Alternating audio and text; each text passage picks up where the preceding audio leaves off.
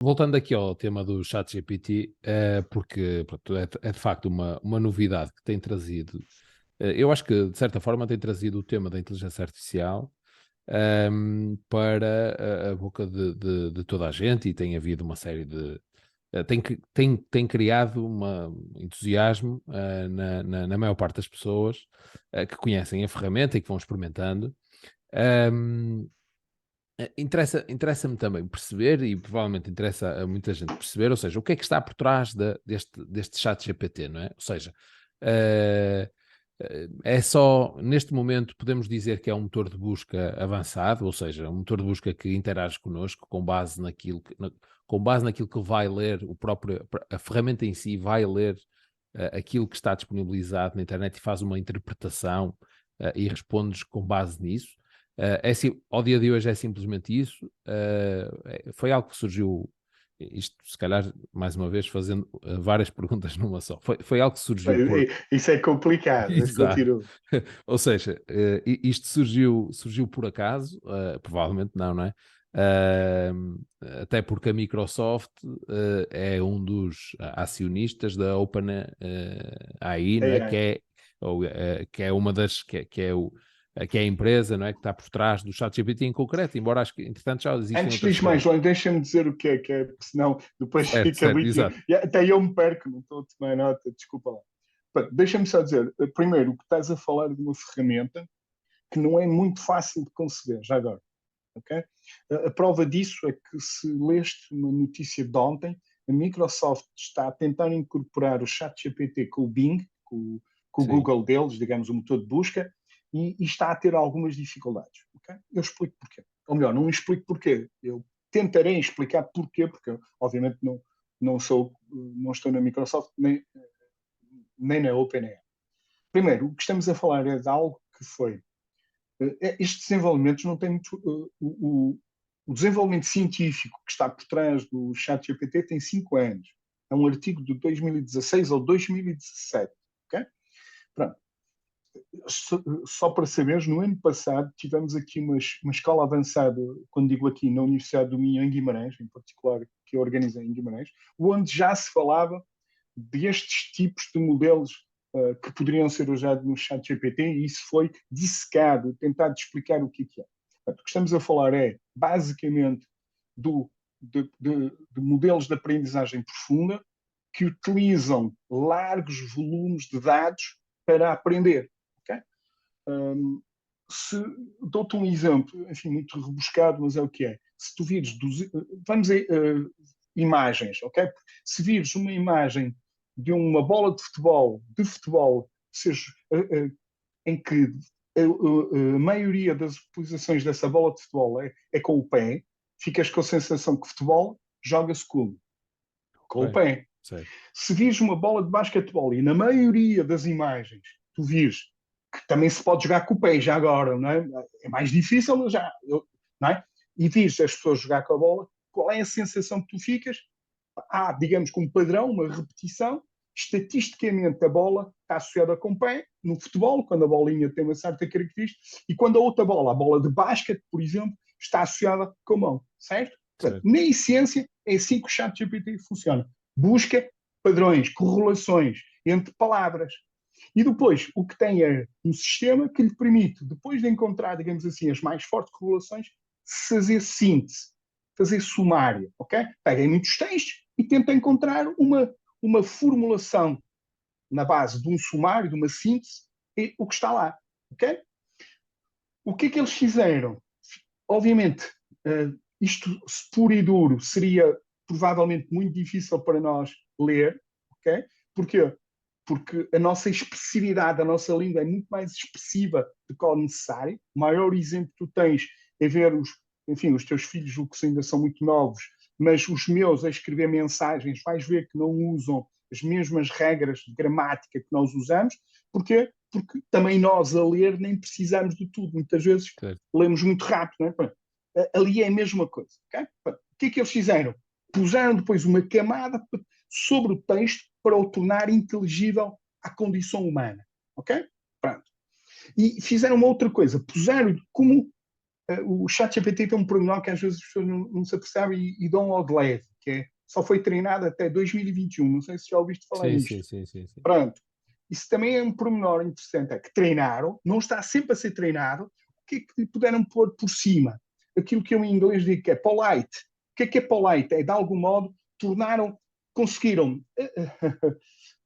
podar, digamos assim, tudo aquilo que podia ser obsceno, podia ser pouco popular, isto é, puseram-lhe uma camada por cima para controlar, entre aspas, o bicho. Entendes o que eu Certo. estou a dizer? Sim, sim. Eu estou a tentar usar a linguagem simplista para explicar. Não é? No fundo, educaram, com aquele conhecimento, educaram, para ele não cometer erros grosseiros. Okay? Em experiências anteriores de chats, tivemos esse problema. Deixamos a máquina, entre aspas, aprendeu coisas que nós não queríamos. E como ela não tem aquilo que nós temos, que é um conjunto de valores que nos dizem o que é bom e o que é mau, não é? Basicamente o que é isso? É tu pões na tua cabeça a correr aquele conhecimento e dizes, com este conhecimento eu vou prejudicar pessoas ou não? E em função dos valores que tu tens, tu dizes, não vou fazer isso. Isso é que é basicamente a consciência, assim, em termos muito Certo. curtos. É uma simulação daquilo que temos, daquele conhecimento, e vemos se aquilo vai prejudicar ou não outros. Se aquilo não prejudicar muito, até nos arriscamos, somos atrevidos. Se vimos que prejudica muito, não o fazemos, ou dependendo dos valores que cada um de nós tem. De algum modo foi isso que foi feito, ok? Já agora a Microsoft está com problemas porque quer aprender em tempo real. E ao aprender em tempo real, tu tens mais dificuldades em fazer estes acertos, digamos assim, ou Certo. estas correções, ou estas podas, né? Ou se quiseres, lembras da fábula do Pinóquio e tinha ali como é que ele se chamava? O grilo falante, que era a consciência que dizia, não faças isso. Pronto, isto em real time não é fácil, não sei se me Certo. faço entender. Sim, sim. Pronto. Ok, logo, o que é que nós temos então? Uma máquina que foi capaz e que é capaz, em função das interações que nós temos com ela, de ir buscar o conhecimento e sintetizá-lo de uma forma polite que nos disponibiliza. Isto é o santo grau da informática, quase, por isso é entusiasmante, como é óbvio, porque é o oráculo, quer dizer, é um oráculo do. Não sei se te recordas do Matrix, do filme, quando o Neo vai falar com o santo grau, com o oráculo, que é naquele caso uma senhora, que lhe explica determinadas coisas que ele não sabia sobre a Matrix. Né? Pronto, digamos, ter o acesso à informação, a uma máquina que te diz todo o conhecimento que exista. A utilização que nós podemos fazer disto, poxa, eu diria que muito da primeira criação que nós fazemos é mesmo isso, é pegar ideias de muitos, sumariá-la, e isso dá novo conhecimento. Muitas vezes é o princípio do novo conhecimento.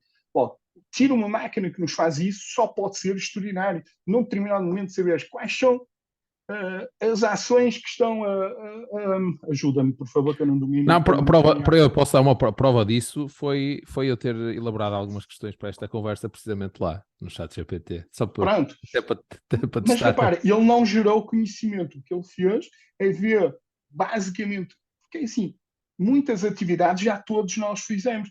Achas que alguém está a inventar receitas de culinária hoje?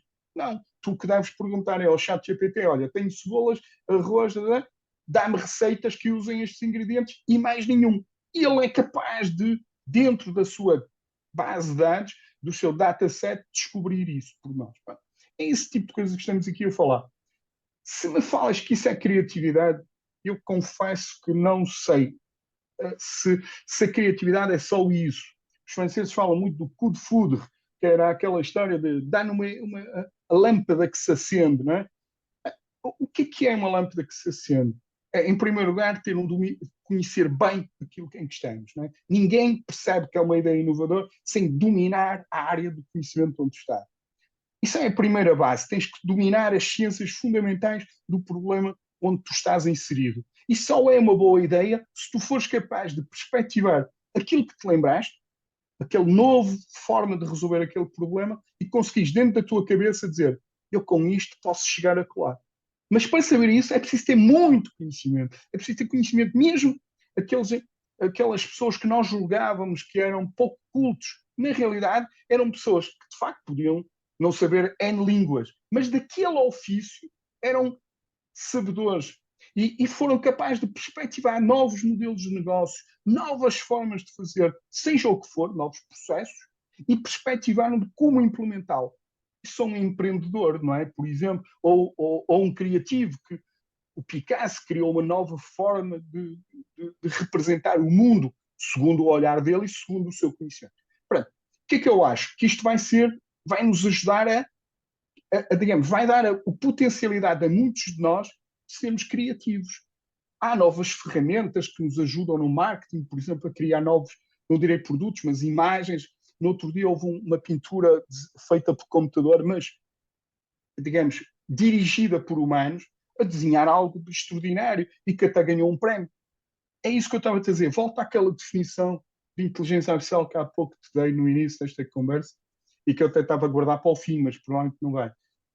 A IA vai estender aquilo que faz de nós humanos, vai estender os limites da nossa inteligência. E isso, para mim, é extraordinário e entusiasmante.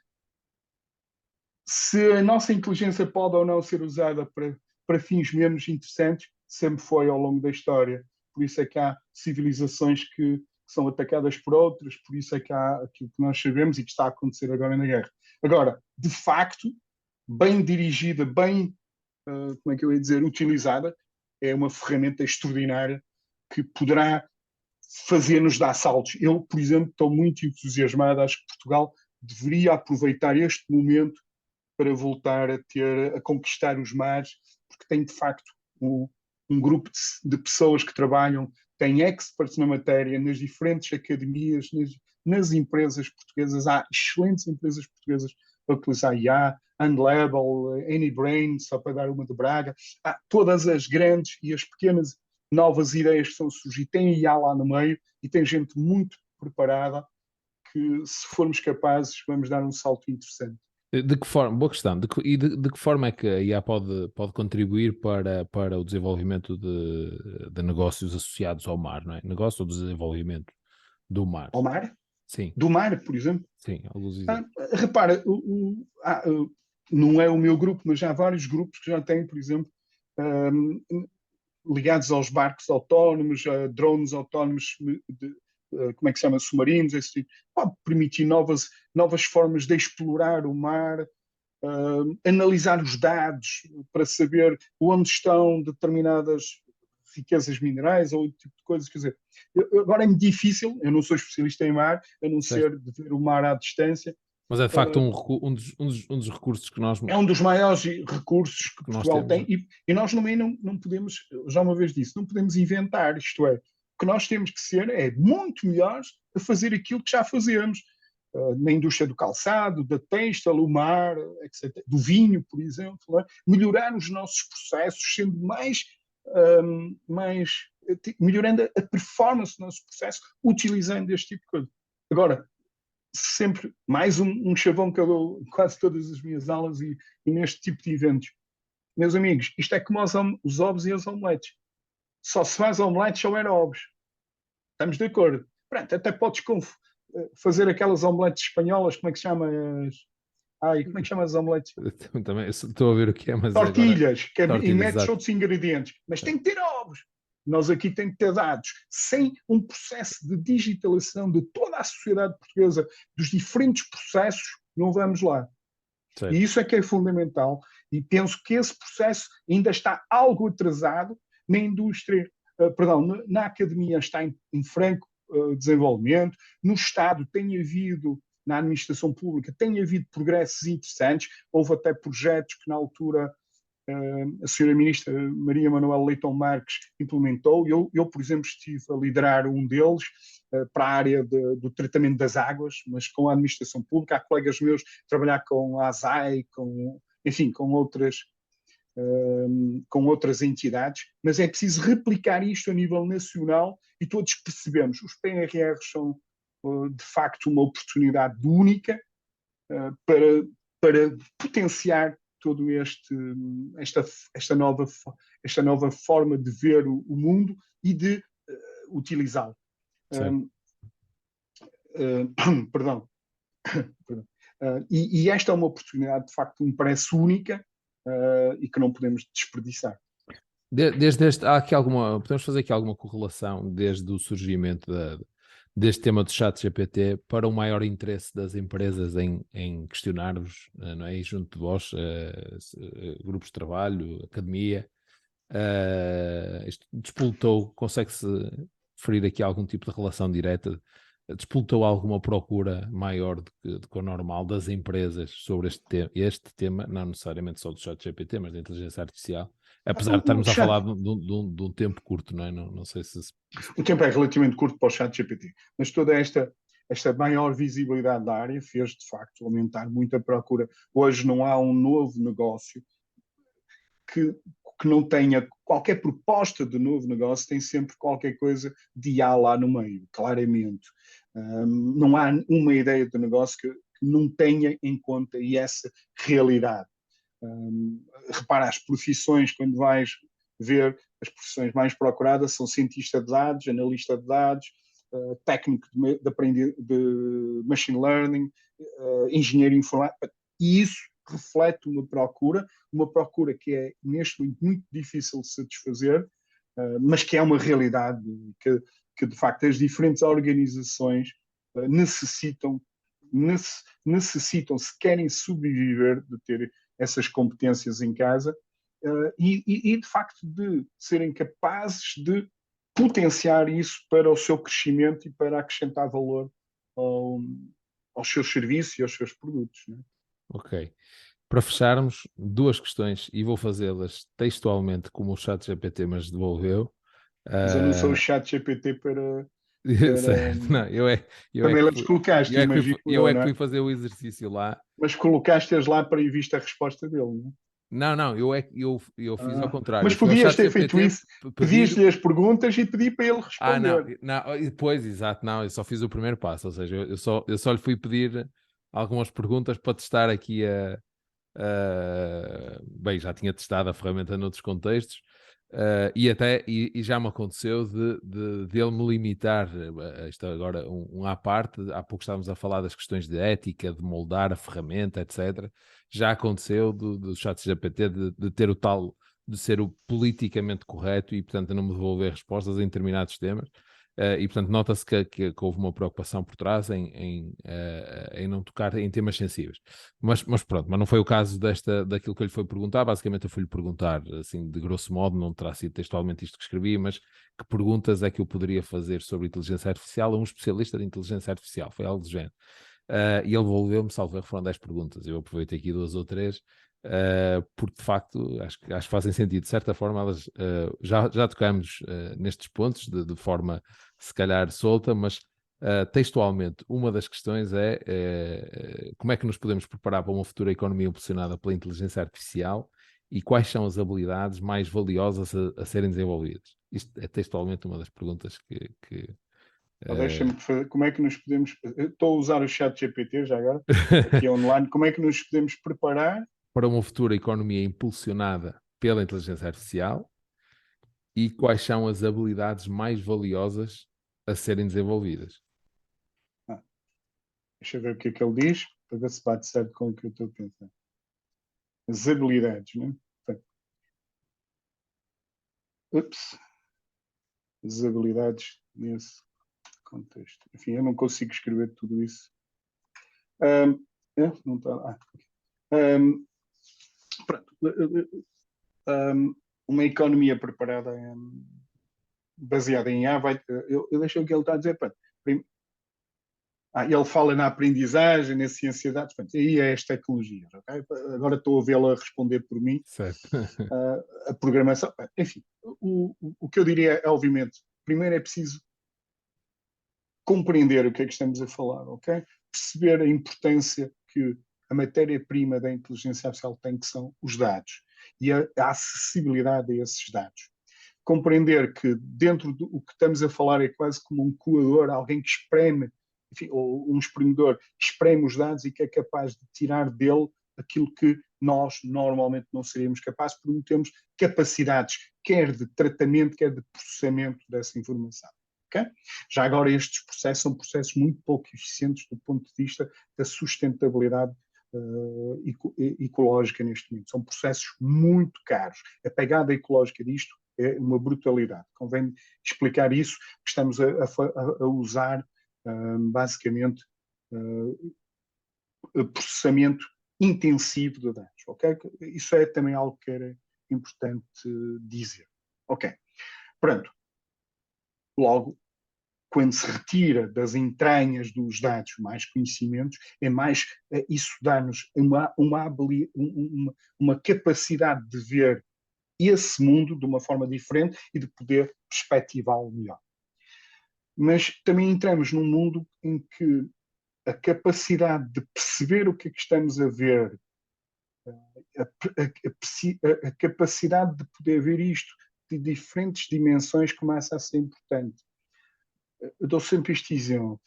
Há muitos anos atrás, determinar um preço de um produto, vamos supor que era um produto agrícola, okay?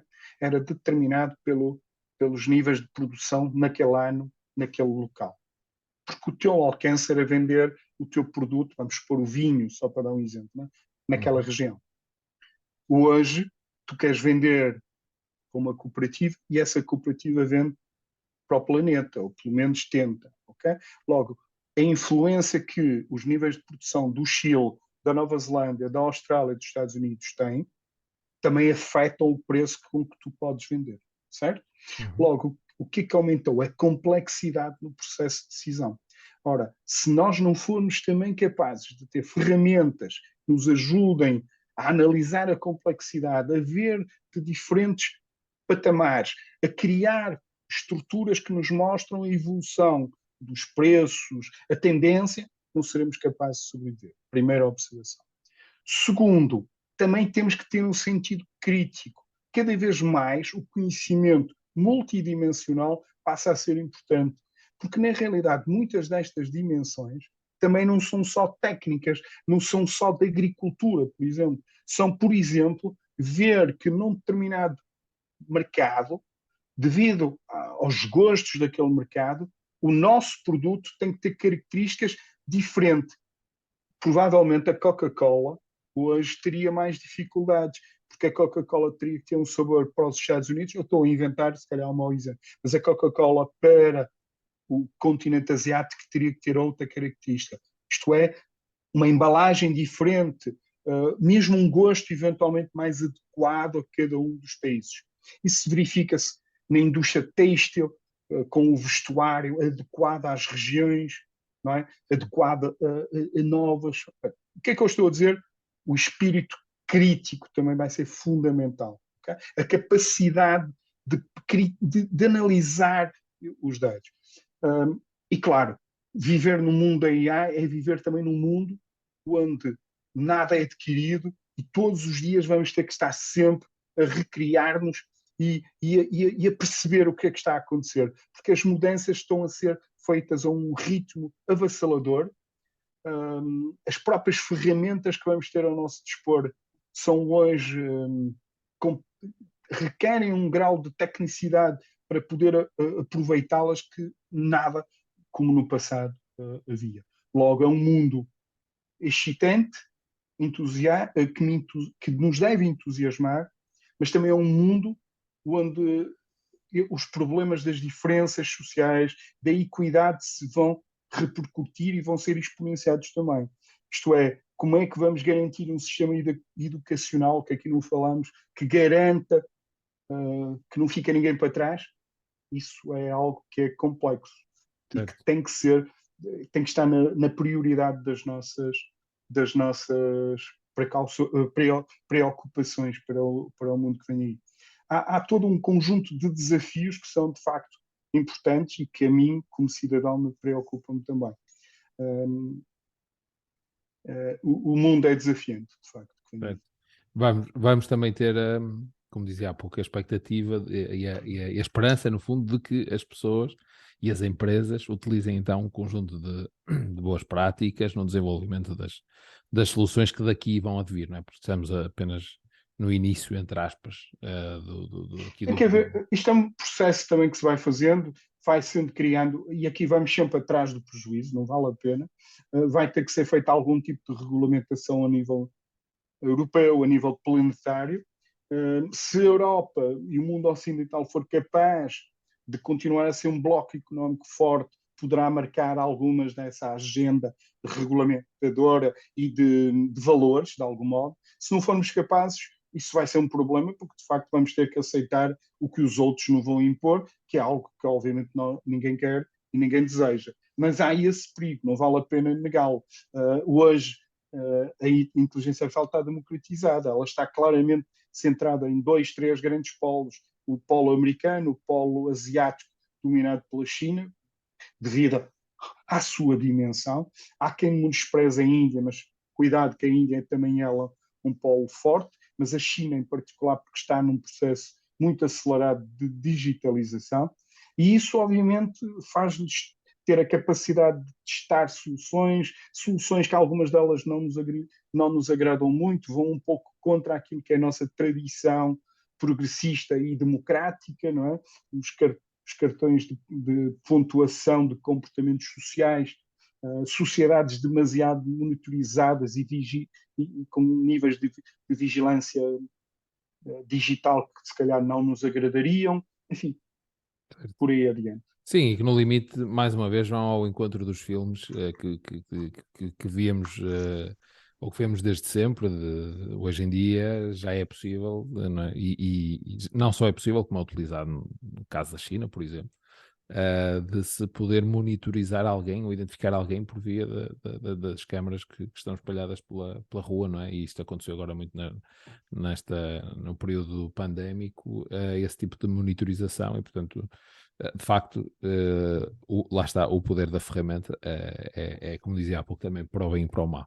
Bem, Paulo, agradeço imenso a disponibilidade e a partilha Nada. de Espero conhecimento. que tenha estado ao nível que querias. E, Desculpa lá se às vezes me perdi, mas também as perguntas que o chat GPT nos fez eram demasiado abrangentes e às vezes eu acho só difícil transcrevido, nos focarmos. exato, eu acho Estou a só brincar. transferido as outras delas, mas sim, mas também é um tema e demonstra a complexidade do tema e, portanto, seguramente que eu, pelo menos para mim, foi bastante enriquecedor. Acredito que para quem nos ouça, para quem nos ouve também. Por isso, mais uma vez agradeço a disponibilidade.